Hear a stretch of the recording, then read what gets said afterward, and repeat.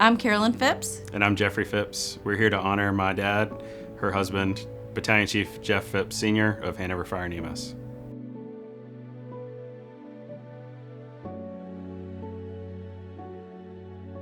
He had one of those personalities where, you walk in the room and everybody knows you.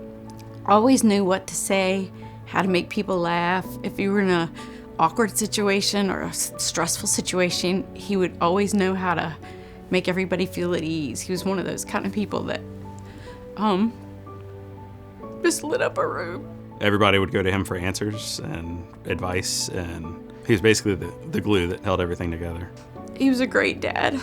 Our kids had a great childhood. He was just always involved with everything they were doing. But the fire department was his one true love, I think, other than the family. He just, from the time he was 14, like I said, the fire department was everything to him.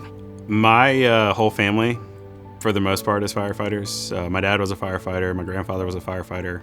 It's a family thing.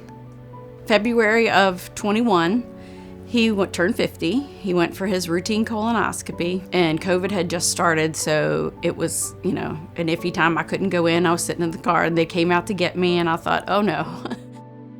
But I remember coming home, and my dad met me on the front porch with a manila folder with his results from the colonoscopy.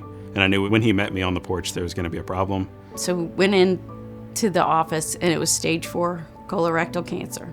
He had had no symptoms.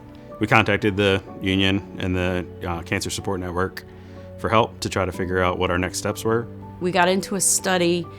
By the time we could do the study, he was too far gone, and he passed the July of that same year. So 5 months from his diagnosis.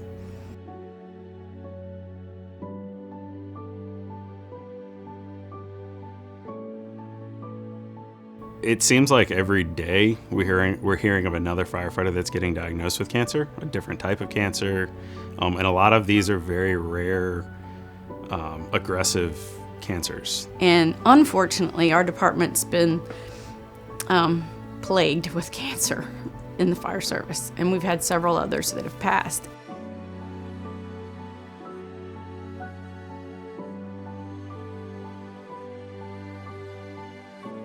Part of the benefit of this act is educational benefits for the kids. So if you have young children, that's a huge weight lifted off of the surviving spouse. The other thing is, with this act, this person that's been taken away from you is not only your person, they're most likely the main breadwinner of the family. And most firefighters have a second job, so that may be 2 streams of income that this family is now losing, and the benefits from this act may help that family just be able to survive.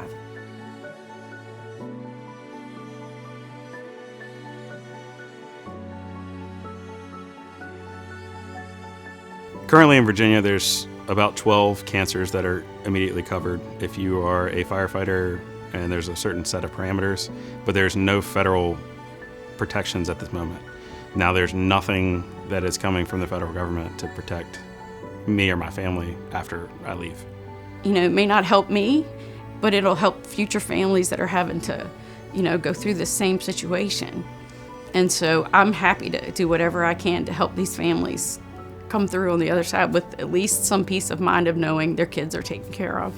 And when we take the oath of office, we're willing to put our lives on the line for our government to be able to protect our families when we're not there to protect them anymore.